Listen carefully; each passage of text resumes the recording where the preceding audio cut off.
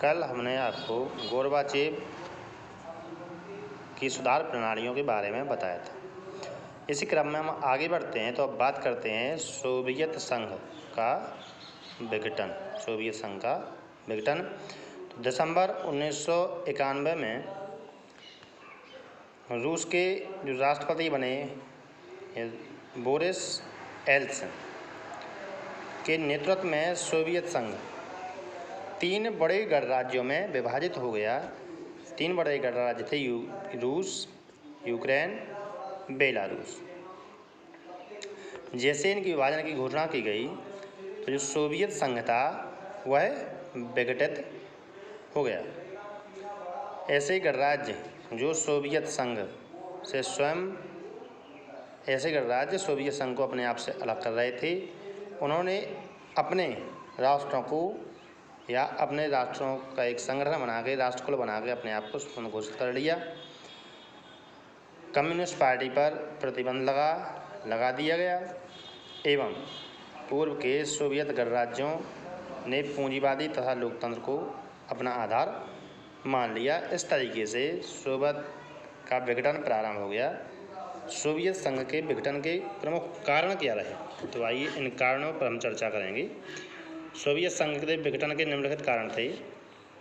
विघटन का एक कारण राजनीतिक संस्थाओं का कमजोर होना था।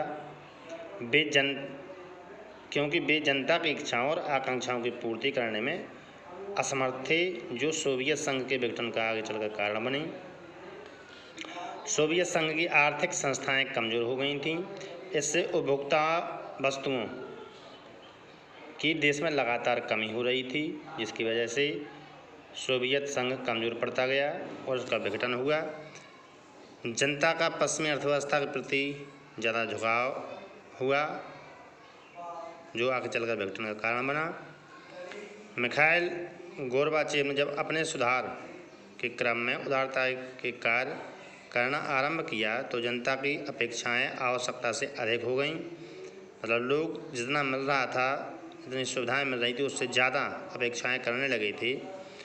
इससे लोगों को आशा के अनुरूप लाभ नहीं हो पा रहा था।